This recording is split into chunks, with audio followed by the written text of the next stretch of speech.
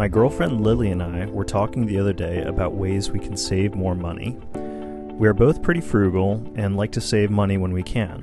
When we want to go shopping, we will usually go to the thrift store. We try to save on groceries in creative ways like baking bread ourselves. We try to limit eating out to date nights about once a week.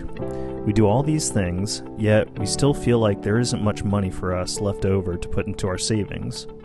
We both know that eventually we want to live in a place that allows us to live a car-free or car-light lifestyle because other than the rent we pay, paying for our cars is the biggest expense we have. I imagine this is probably true for many other Americans, seeing as the average annual cost of car ownership is around $10,000 a year. I suggested to Lily that she tries riding her bike to work a couple times a week.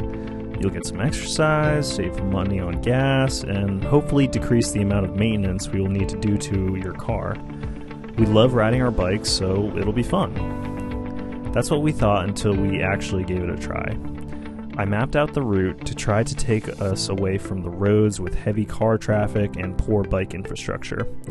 There's really only so much I could do when there's basically only one arterial road that moves people around, so I decided to bike with her to show her the way and make us feel safer. Believe me, I tried to get creative with shortcuts, but this route here was the best it was going to get. So the ride starts off pretty good. We first turn onto this road where there actually is a bike lane, but it's really just a small lane that still puts us next to cars going around 45 miles per hour. That's okay though, we're only on it for about a quarter mile. Next we turn onto a road that's 25 miles per hour and then cut through some neighborhoods to get to the main arterial road that runs through our city. It's pleasant riding through neighborhoods. It's quiet, cool and shady from the trees, and it's a shorter distance than staying on that 45 mile per hour road I was on earlier.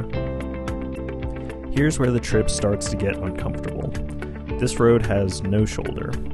You can see that on the other side of the paint, the road just drops off to grass. I have rode my bike and driven on this road many times and seen people just walking in the tall grass because there's no sidewalk or even a shoulder for them to walk on. So next is probably the worst and most terrifying part of the ride when we get onto the main arterial road and immediately have to cross this bridge.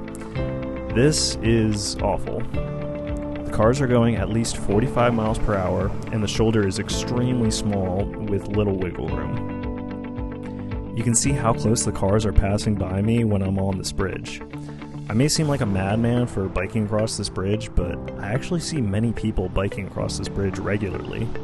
This bridge really needs to change. It's dangerous for people outside of cars, and if nothing is done, it's really only a matter of time before someone gets hurt. The rest of the ride is still uncomfortable. Sometimes there's a bike lane, but then sometimes it just disappears. The whole time, the cars are really loud, there's a ton of dirt and debris from the cars, and it's very hot from the lack of shade and the pavement absorbing the sun's heat. The whole trip from door to door was 3 miles and only took us less than 12 minutes. It usually takes Lily 15 minutes because of the traffic and stoplights when she drives. But I doubt we will be riding this route again anytime soon because it is absolutely terrifying to exist here outside of a car. And that's a real shame.